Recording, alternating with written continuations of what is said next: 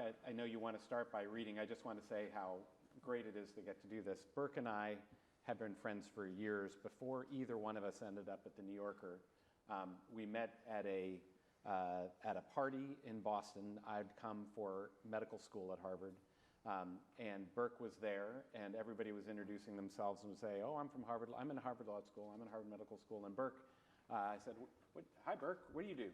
And he said, "Oh, I have a puppet show on the Common." And I said, "That is the coolest thing. Tell me about the puppet show." And he said it was. He said, "Well, it's a punk Punch and Judy kind of show." And then I proceeded to grill him on like the ins and outs. And after about 6-7 minutes, he's found like, "I've run out of material here. I'm making it all up." He was working at Earthwatch, writing for their advocacy journal, and then both through completely separate byways. I wasn't a writer at all at that point, and we both ended up at the New Yorker, and it's been this fabulous, amazing journey together. You've never been someone to write as personally as this book, right, and what you've done for the New Yorker. I'd love you to start a little bit. You wanted to start with a reading that might help people understand what this is about. Sure. This is from the beginning of chapter 2. The beginning is a little curtain raiser, which is I took straight from transcripts of an interrogation that was done with my grandfather after the war, where some French policemen were interrogating him. But then the second chapter starts like this. Family history is a hazardous thing. Footpaths through a darkening wood. It's a shout in the night and a dash through dim trees in thin slippers and an old flannel robe with only a flashlight beam to guide you. You get short of breath and circle back, change your mind and stop in your tracks. Was that a cough behind you, a muffled sob? There's something moving back there, a hunched figure heaving into shadow, but you can't bring yourself to follow. And when you go back in the morning and peer at the trampled ground, the trail is lost in a confusion of prints, most of them your own. I'm an American, born in Oklahoma, taught to be unafraid of history, to believe that God is on my side, or at least willing to forgive my lapses. But I also have German blood, so I know that forgiveness doesn't always come easily. Every country has its dark past, my mother always told me, its historical rap sheet. Scratch today's gentle Danes, and you'll find Viking longships still coursing through their veins. The Swiss were Europe's deadliest mercenaries long before they were counting deposit slips. And those jolly Dutchmen, faces flushed over tankards of ale, in their portraits probably owed their fortunes to shiploads of slaves. Each of us carries the seeds of murder and mercy within us, my mother said.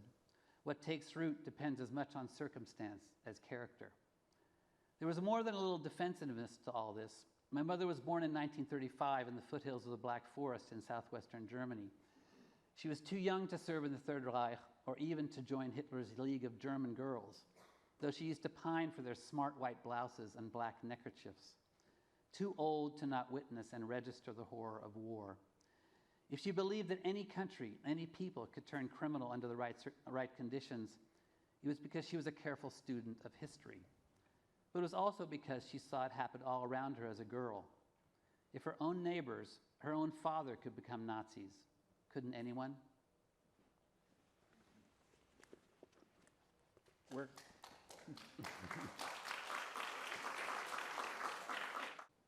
going to talk about your grandfather.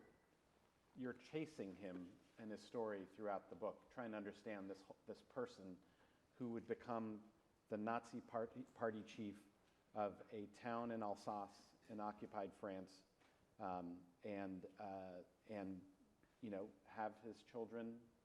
Your mother and your grandfather had a special relationship. Can you say a little bit about what you knew about your grandfather, what glimpses you had as a child? You'd met him, yeah. Your grandfather? Yeah. I mean, I grew up, my parents emigrated from Germany to the United States in 1962. They were both born in 1935.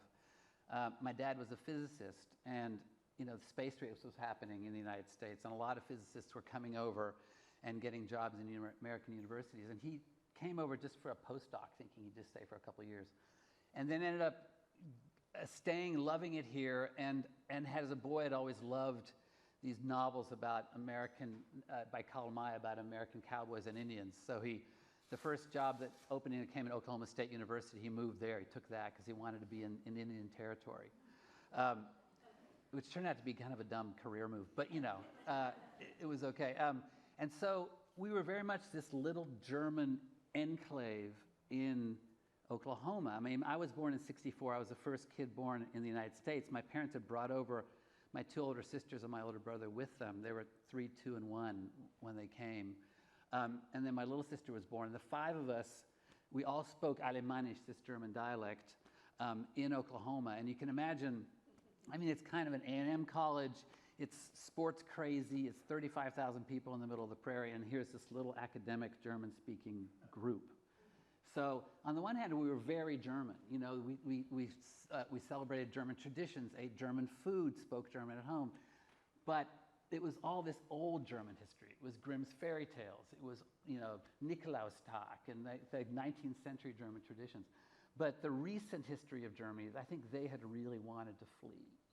They wanted to put that behind them. And at some point, probably when I was in middle school, I found out that my grandfather had been a Nazi party member. But it really wasn't until I was 28, until I was well out of college, that I found out that he had actually not only been that, but he'd been arrested for war crimes after the war, and there'd been a trial. And that was one of the things that made me want to write the book. You met him? I did. I met him. I mean, I can read you one paragraph about him that kind of describes that. Had you asked me as a boy what I thought of him, I would have told you that he made me a little nervous. When my family visited Germany, I always felt more comfortable around my father's father, a red-faced, barrel-chested railroad man who was always telling funny stories and pressing sour candies into my hand. My mother's father was a sterner sort, tall and gaunt with a shock of peppery gray hair. He had a glass eye that would swivel unnervingly out of line as he spoke. He would ask me questions in a grave, deliberate voice, like an astronaut interviewing a Martian, and sometimes give me a piece of beeswax with honey to chew. Strange like him, with its chambered secrets, its amber depths, but also sweet. I remember watching him tend to the bees behind his house, never flinching as they swarmed over his neck and arms. So we spent a year when I was 5 and 6, between 5 and 6 in Germany, and we were nearby, and we would go there all the time and visit him. And he was this very stern, kind of distant, spectral figure to me. And then again, when I was in junior high, we moved to France for 2 years, and I went to French Lycée, and we would go over to Germany periodically, and I would see him then. But it's interesting, when I started writing this book, started researching it in 2015, I did a tour of Germany with my family, with my wife Jennifer here, and my youngest daughter, and I interviewed all my cousins and my uncles and aunts, and I swear they had almost no stories about him. My uncles kind of didn't want to talk about him, and my aunts, hadn't really known him in his younger years. And my cousins, even the ones who lived right down the street from him, that generation of German war survivors, adults, they were ciphers. They were so withholding. So they didn't have anything to share with me. So I had to go to the archives to find all the stuff in the book. What was your attitude to this Nazi history in your 20s and 30s? Your mother it was not something that she was talking about as yet. We'll get to your mom in a minute. But, you talk about friends sort of sizing up, you're a German American, right? And doing the calculation in their head of, where must have your parents or your grandparents have been during the war. Right. I mean, it was. And were you embarrassed? Were you ashamed? Were you? What did you feel about that past at that point? And what were they making you feel, and how you responded to that? Well, I mean, I wasn't, I have to say, like, I knew my mom was born in 35, my dad in 35, and I knew them as very moral people, and were children during the war. So I never thought of them as being that I should be ashamed of that heritage. Certainly, there was this sense that being German was something to hide. You know, and my mother, even when I was in junior high and early high school, she did her master's dissertation. She went back to college to get her history degree, and she did her master's on German-American newspapers in Oklahoma. And there had been 8 German-American newspapers, a huge German-American population. And in World War I, like by 1915, you know, the editors had been tarred and feathered, the presses had been broken, and this whole German-American culture in Oklahoma just went underground, and that happened all through the country. And so what you're describing, yeah, that was a common experience for me, especially in college. I went to Yale as a freshman, and people would say, so, tell me about yourself. And I'd say, well, my parents are both German. They go, oh, German. When were they born? And I'd say, 1935. And they'd go, okay. You could see them counting. And then, you know, it was, so that was fairly typical. Your mother, after the kids had grown up, after you'd grown up, began this academic career. She began to pursue a master's degree, then a PhD, and you call it, you know, that her research was sort of circling her town, you know, that section of Alsace. They lived. She grew up living across the river in Germany, and then he would bike to work as the Nazi party chief for the week in Bartenheim, Yeah. right? Yeah. And she didn't actually study that town. She didn't study her father, but she studied around it. And Yes. Can you say what was she doing as she was doing this, do you think? And how she was grappling with How was she the doing? family history? You know, it's funny because, yeah, she after she had done her master's dissertation, we moved to France for a couple of years, and she did a DERA, kind of a post-master's thing, and she started to get into French history. And when she came back to Oklahoma, she did her PhD dissertation on Vichy France and Marcel Pétain, and how he kind of had gone back and become a fascist after having been a war hero in World War I. And so her whole dissertation was about the German occupation of France. And yet she never looked at her own father's story. And her own father in 1940 had been sent across the Rhine to Alsace and had started out as a school principal. And the idea was the Germans considered Alsace German territory, even though the French had taken it over in 1918. And so rather than considering it occupied territory, they simply annexed it and said, no, this has always been Germany, and we will now turn these French kids back into rightful Germans. And so they sent thousands of German teachers over to Alsace and sent thousands of French teachers to Germany to be re-educated. And then people like my grandfather came in and were supposed to teach these young French kids how to speak German, be German. And my mother, you know, she knew that was a fascinating history. At some point we talked about that, but she never touched on it in her dissertation. So I think it was unconscious. Honestly, I don't think it was something she consciously did, but she must have been afraid to know. She was afraid to look into what he might have done during the war. And then you have this amazing moment early in the book where you're living for a couple years in France, and she tells, and you're driving close enough by that and yet you'd never gone to Bartenheim, and one day she says Yeah. to your father, take the exit. And what happens? And she meets Yeah, it was, Churchill.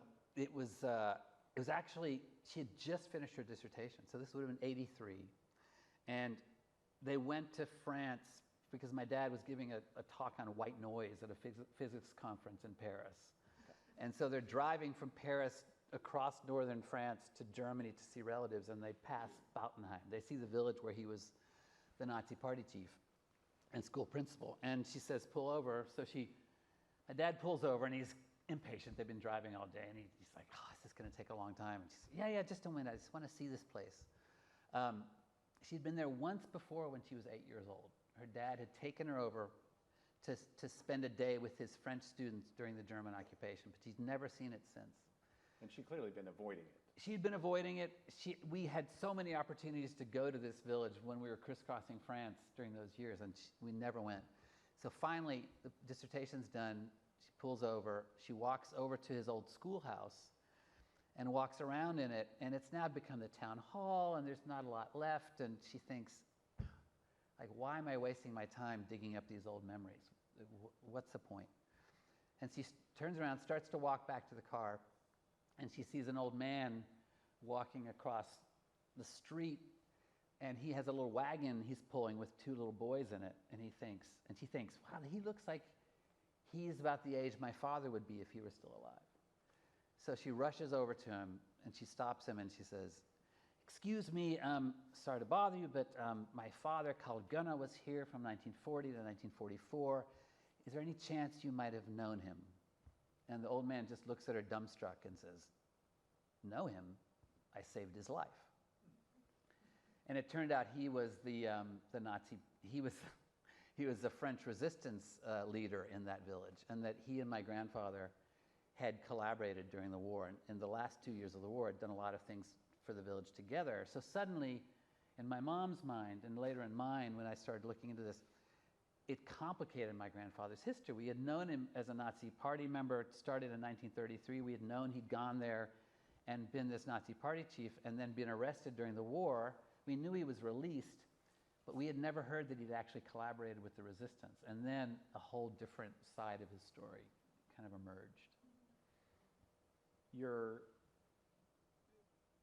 As the story unfolds, the structure of the story is not strictly chronological. It is about the narrative structure is that you're trying to unpeel what's the real story here. Right. Is he a collaborating Nazi who is protecting people in this village? Is he a climber who's exploiting his opportunities in the Nazi Party? Does he end up sending people to their death, or does he end up saving people? And the draw of it is that you don't know, and we're not going to totally give away Right. in this story what is learned about him. But as you're unpacking, and it is a Herculean story of uncovering, and I wonder if you could say a little bit about the process it took to find, eventually his Nazi Party files, all of the kind of different kinds of documentation there are, and the challenges it took. I think you thought it might be 2 or 3 years. It became several years. It became 8, yeah. 8 years. No, I mean, I'm not a historian. I've been writing for the New Yorker for 20 years, but I've always interviewed living people. I've always been able to get people on the phone or get their relatives on the phone. And on top of that, my grandfather was a small town Black Forest school teacher and a Nazi functionary. He was not a man that was written about. He left no diaries behind. He had left one letter from the war years and no others. And then again, as I said, my cousins and my uncles and aunts had very few stories about him. So I suddenly, having written this proposal and launched on this project, suddenly I realized I had this enormous blank sheet.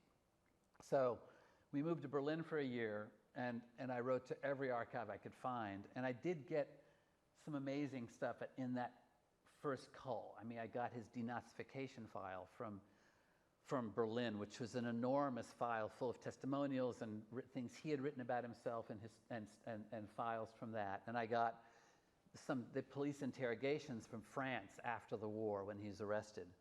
But the biggest blank spot, which was essential to the story, was from 1930 to 1938, which is when he became a Nazi party member. And this is just, I'll tell this story, it's typical of the kind of things I went through. I knew my mom had been born in that village, but she had no memories of it because she was born in 35 in the middle, but she was too young to remember. So I started emailing the mayor of this village of 650, Aulfingen, and I'm writing him, hey, do you have any archives that I could peruse? And his assistant said, no, we have no archives here. We have no archives. And I said, then I wrote to the mayor himself, Uwe Fröhlen. I said, are you sure there are no archives? No, we have no archives. What about, are there elderly people who might remember my grandfather, or their parents might have had him as a teacher? And they wrote back 3 days later, no, nobody has any memories of your grandfather. I'm like, oh my gosh. So I at this point, I think the only thing I can do is triangulate. So I just fly to Germany, and I set up interviews with 6 or 7 villages around Alfingen. And I started just going through all their archives, hoping I would find stories about what the Nazi Party was like in that area, at least, and maybe some side stories about him. And I think it was my 4th village. I'm sitting there looking through a pile of documents, and this archivist, who turned out to be just a brilliant man and knew a lot about that history, just stops at my desk and he goes, "You know what? I know there's an archive in Alfingen. I know there is." And I said, "Well, Uwe Fröhling says there's no archive." And he goes, "Oh, Uwe Fröhling, Uwe Fröhling." And I go, "What?" He goes, "Well, he's the mayor, but he's only there 3 hours a week. The rest of the week, he's the town chimney sweep. So he's not, he doesn't know anything about that history."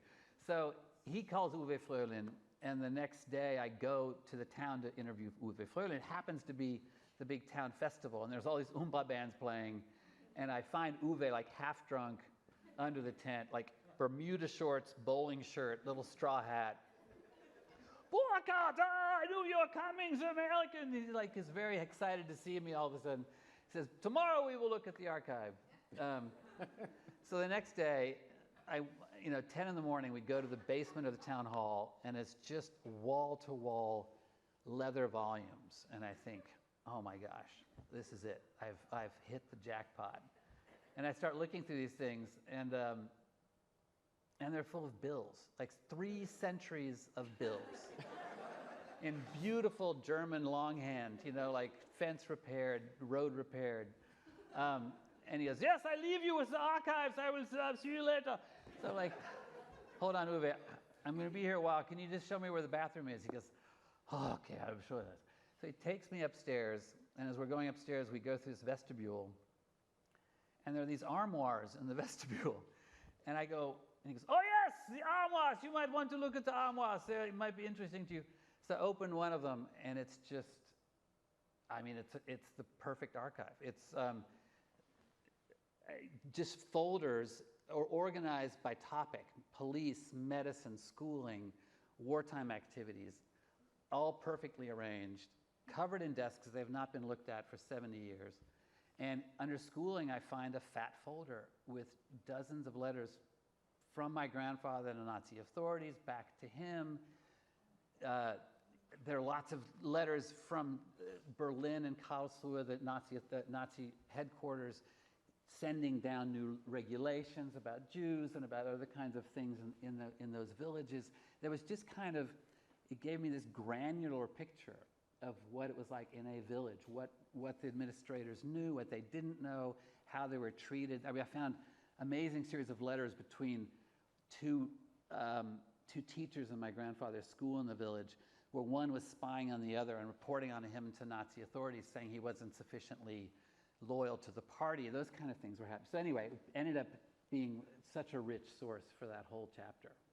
And there are many, many byways that look like this along the way. Yeah. And each of them is unpeeling for you a picture of someone that at times is the Nazi Party chief. Yeah.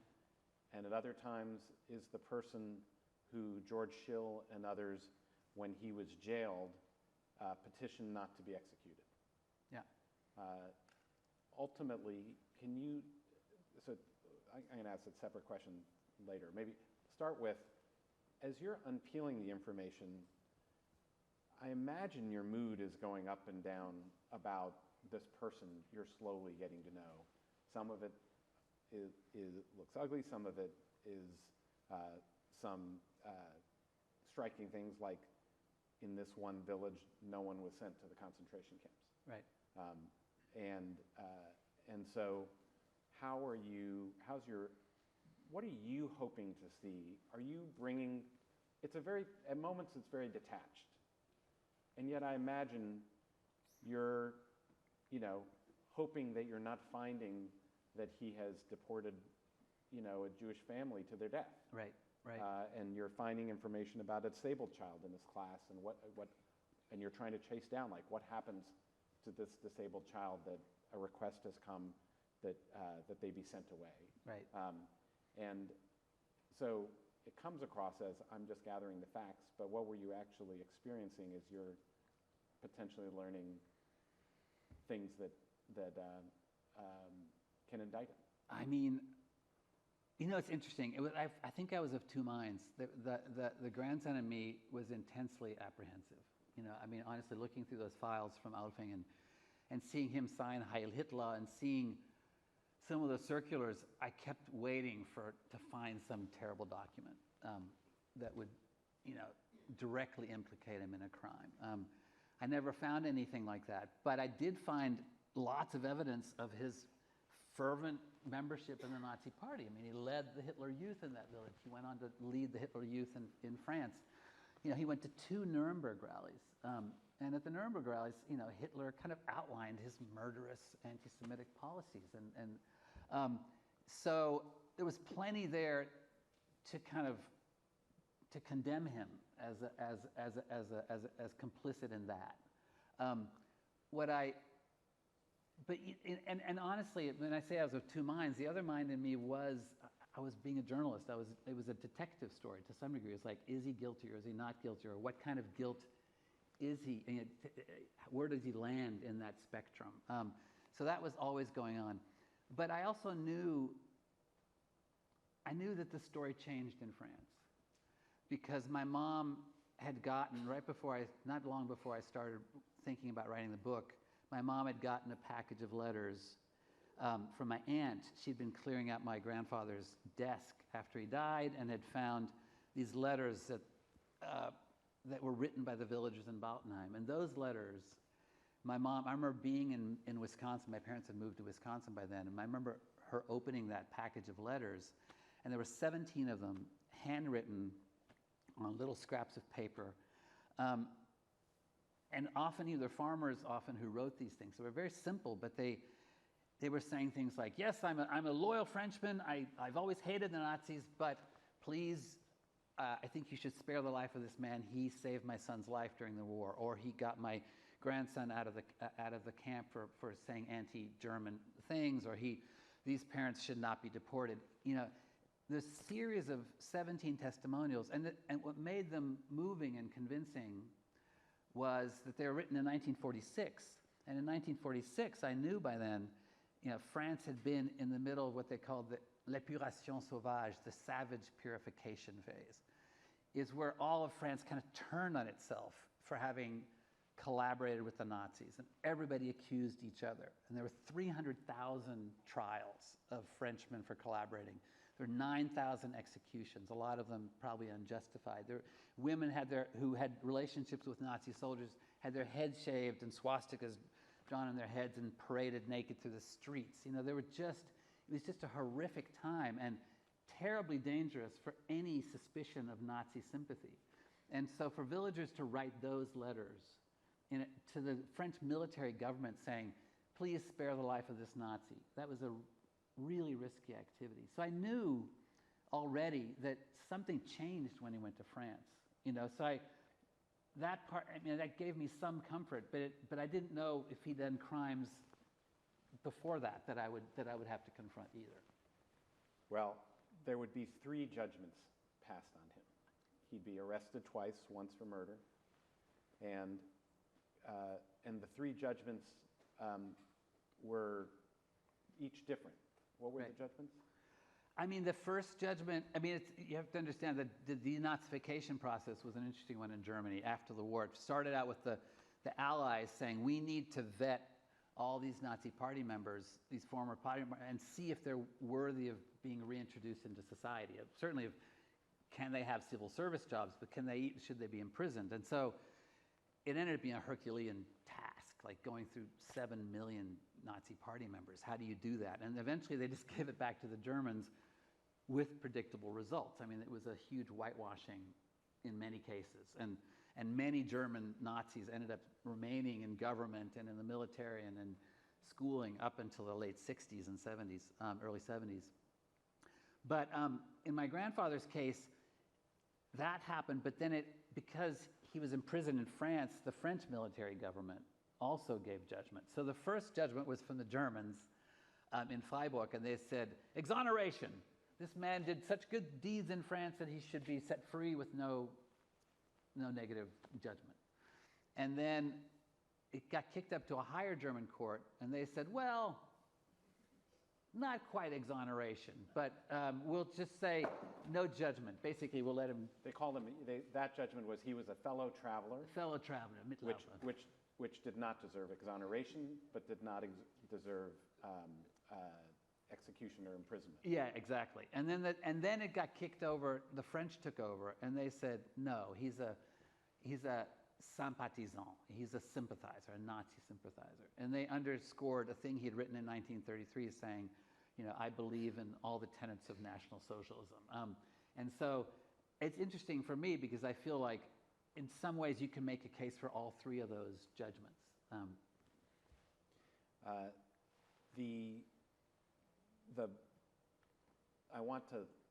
There's so much more I want to ask you about. I think we're at a point in time where we want to introduce the chance for you to ask questions.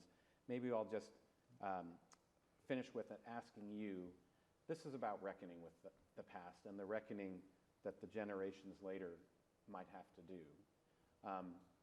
Germany has been, for a long period until the current generation, wanting to try to escape the past entirely. And you talk about the idea that they wanted to escape it because you couldn't even celebrate the beauty, let alone the horrors of the past. American past, the version that we seem to want to have is a selective past, where we want to celebrate the beautiful things but not remember the extermination, the effort to exterminate the Native Americans, the slavery past and its role and what it means for us now. Can you say a little bit about what the perspective you found of Germans turns out to be, of what you owe the past and what you owe the future, and the debates we're having now about what does reckoning with our past mean in our families and our lives? Well, I think, it's interesting to look at Germany because there are two phases, right? That opening phase after the denazification process through 1968, I think it was repressed. And I think the Germans didn't deal with their past. And I think if you look at Austria, they still haven't dealt with their past. And if you look at a lot of East Germans never had to deal with their past because the Soviets came in and said, you were the good Germans. You were the Germans that became communists. You were the anti-fascists, which of course wasn't really true for a lot of East Germany at the time. But the West Germans, starting in '68, when a new generation said, wait a second, what are all these Nazis doing in our society that have kind of been allowed to stay in?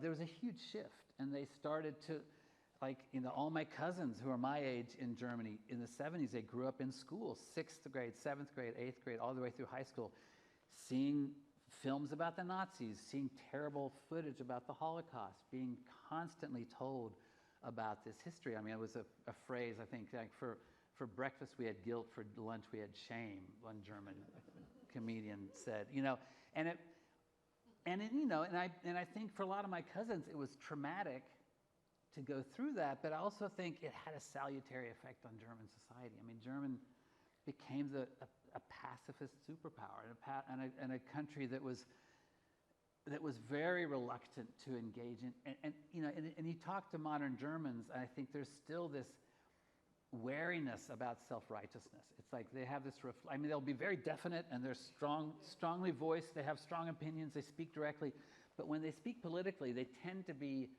they pull back when they talk about politics, and they're wary of self-righteousness. And I think that was a positive thing. And I feel like we've never really done that in this country. We've never fully faced, as a country, our own history and gotten to that point. I want to read a few sentences that really stuck with me. My grandfather had seen even more terrible things outside his prison cell. He'd been handcuffed and beaten, wasted by disease, and driven half mad with solitude. He'd seen cities razed and 60 million people killed, and his own ideology exposed as a murderous sham, a lie that engulfed the world, yet he still believed that the future was full of promise. You have a song from that future, which you would like to play, I think, with Jennifer. Yeah. And you want to explain a little bit about the song? Sure. It's a lovely idea. Yeah, I'm going to sing the song. I mentioned the song briefly in my book. It was in 1940 when the French were preparing for the attack of the Germans along the Maginot Line. They kind of evacuated, and everybody was waiting for the Germans to attack, and they didn't come for months. And there was this period called the Phony War, or Drôle de Guerre in France, where the Germans just didn't come. And it was kind of an odd moment in French history where the French were like writing ballads and singing these songs of longing, soldiers for their spouses and vice versa.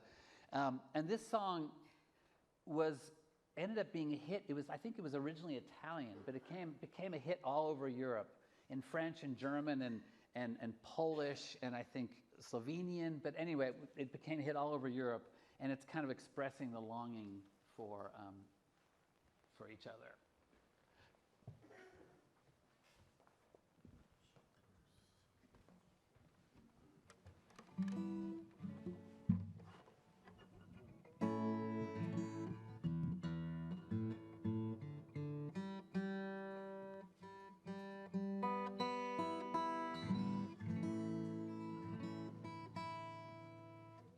You need the mic for the guitar.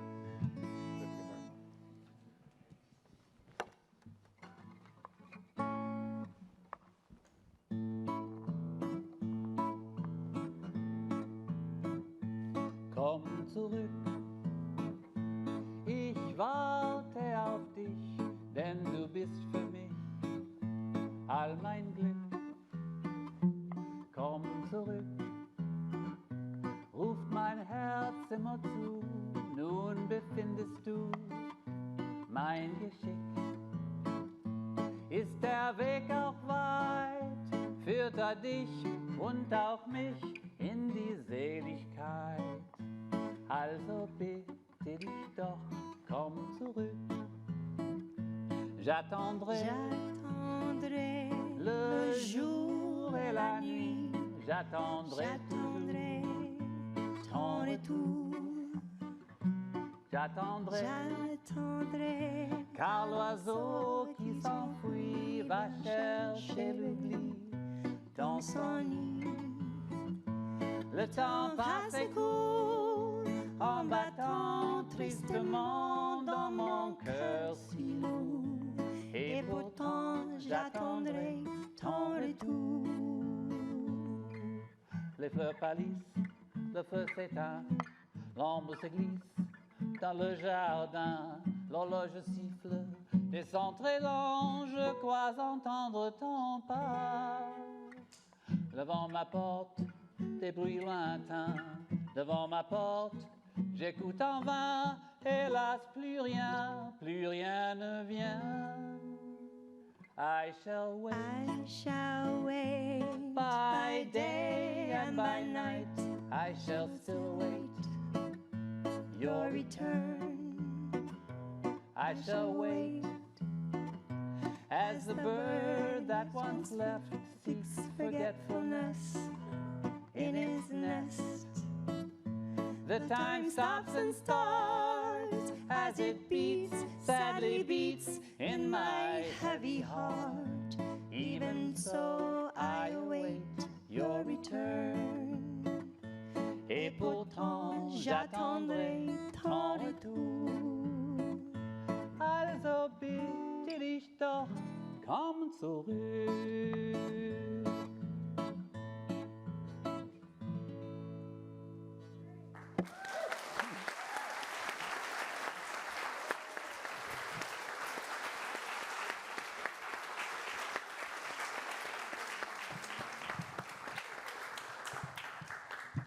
Questions for Burke?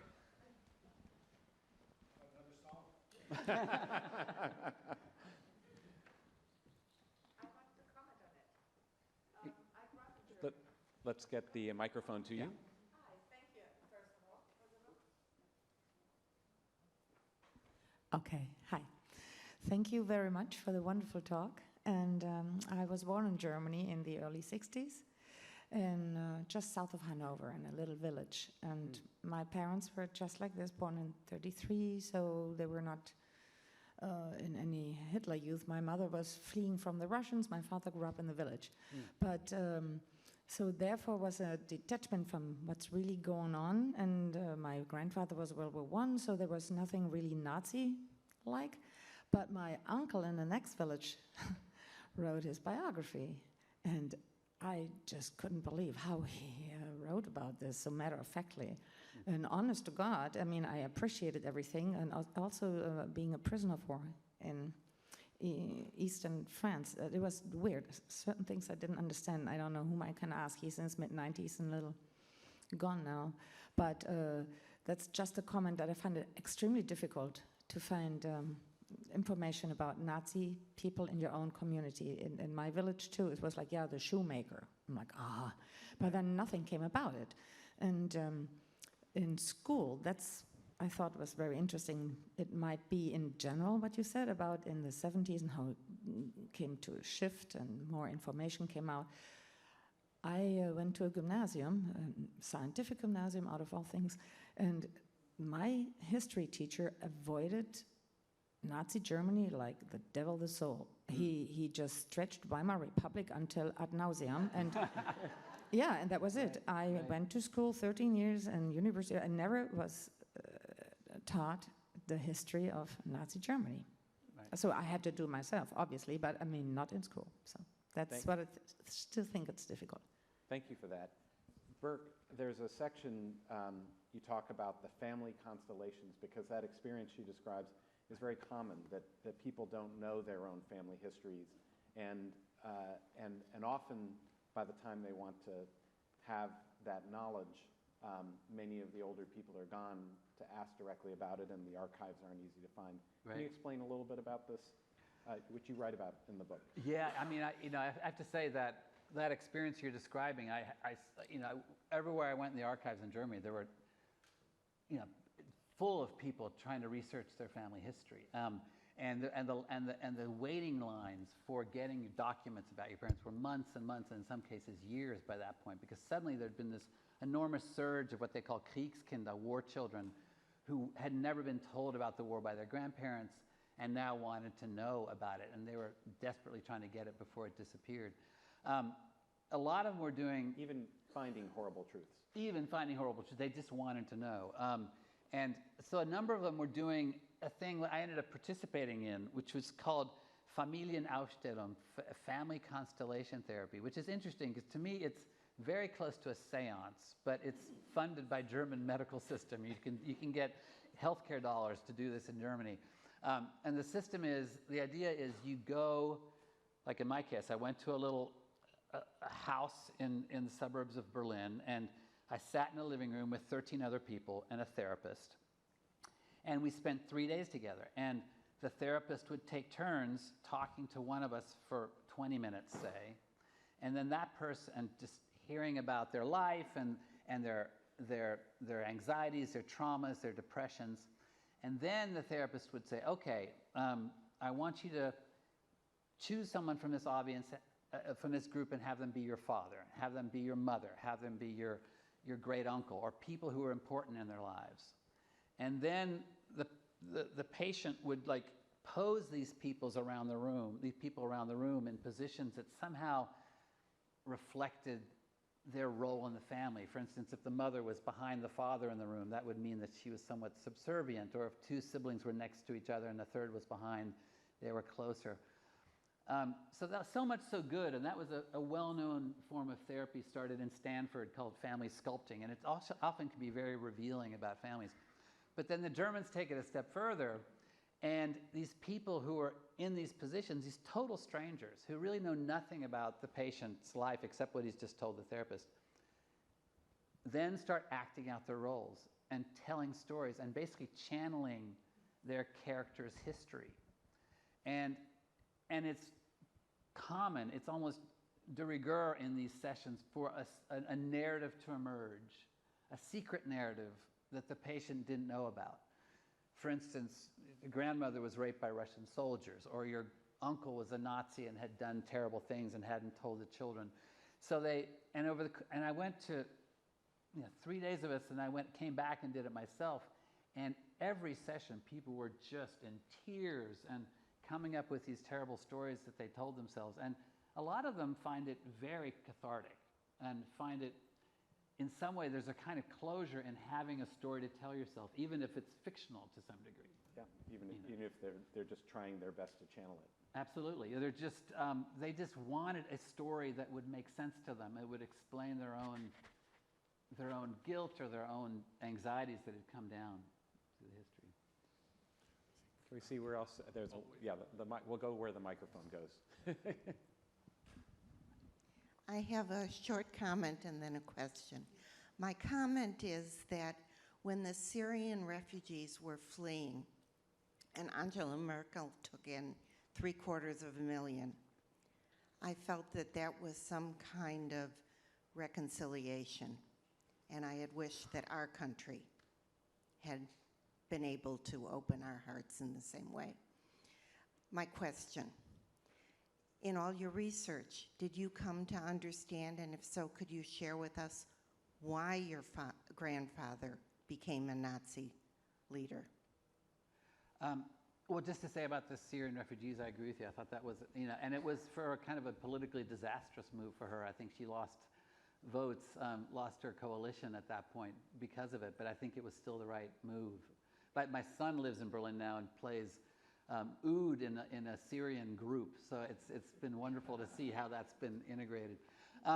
Yes, my grandfather, part of what was amazing for me about doing this work was to trace that history and to see how it might have been rooted in the economy and the history of the time. So my grandfather grew up in the Black Forest, kind of a tenant farmer in a very poor family in a kind of a feudal economy.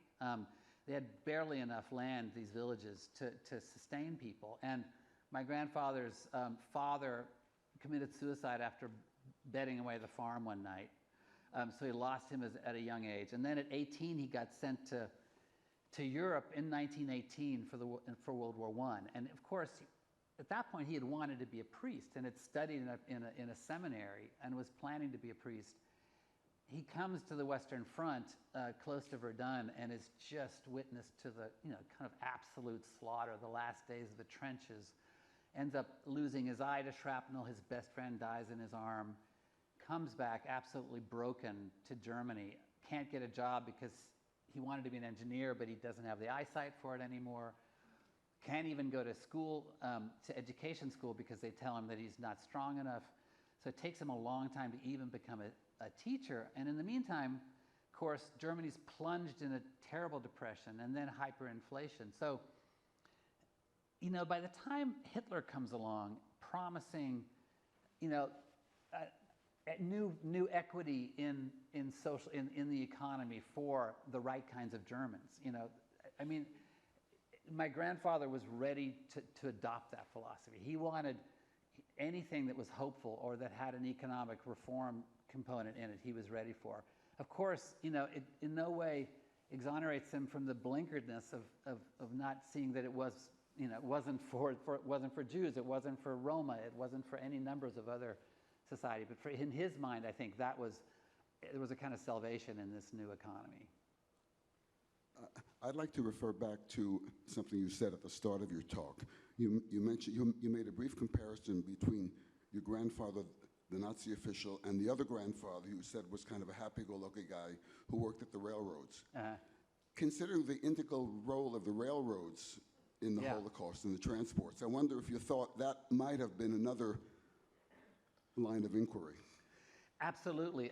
But his railroad work was mostly in Switzerland. He did his work in Basel. So it didn't seem immediately obvious, but you're right. Why do you think your father's father did not become a Nazi, Opa Bilger?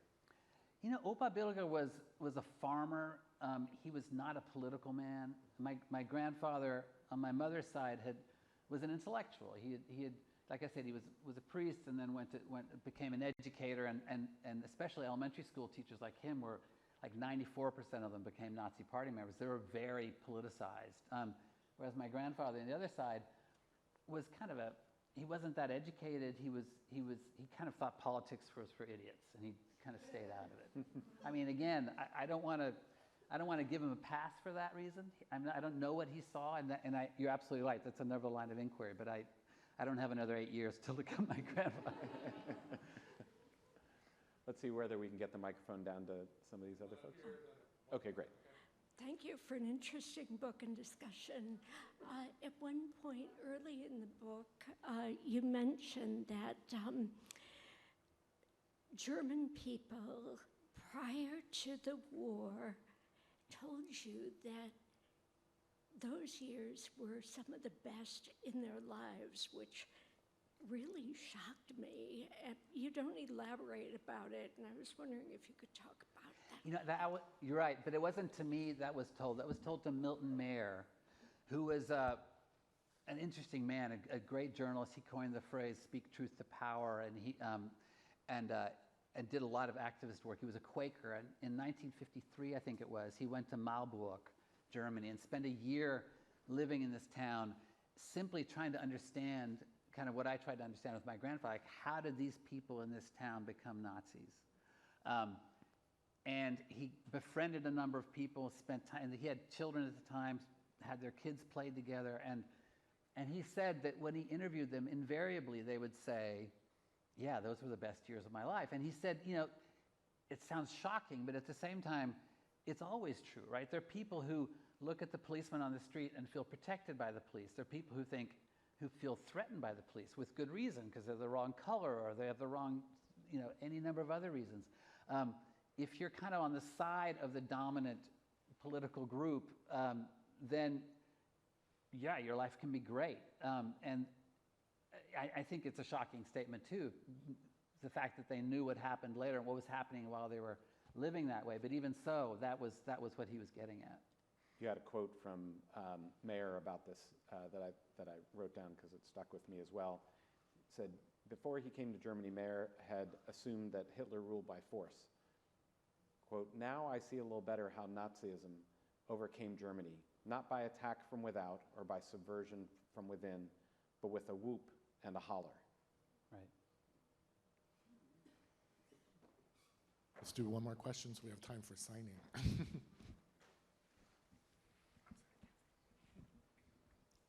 First of all, I just want to thank Dr. Gawande for your book, Being Mortal. I think it's a tremendously important book and had a huge impact on me. And I loved Fatherhood as well.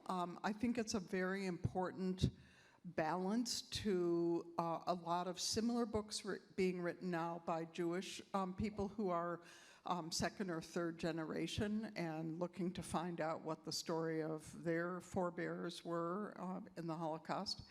And I'm curious to know what contemporary German writers you read, particularly those who are dealing with Vergangenheitsbewältigung.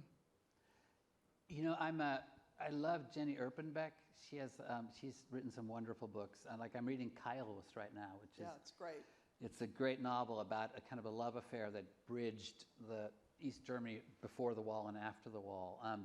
Actually, right now, I'm doing a piece for the New Yorker on the Stasi, kind of a little bit of a follow-up to the book, where I'm looking at how the dictatorship there played out. And in the course of that, I'm reading an autobiography of Roland Jahn, who was one of the protesters who got kicked out of East Germany, and then ended up being in charge of the Stasi archives, and was in charge of releasing these archival, records of people being surveilled by the Stasi. And so he wrote a really moving autobiography that just shows how at every level of your life as an East German, this, the kind of dictatorship had its fingers in your life.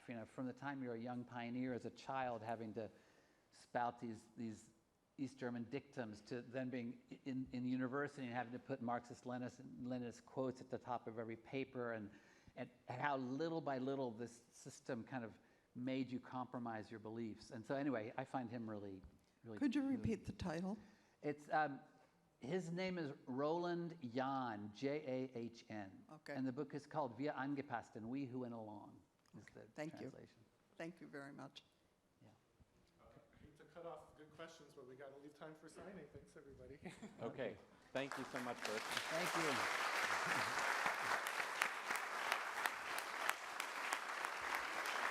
Thank you.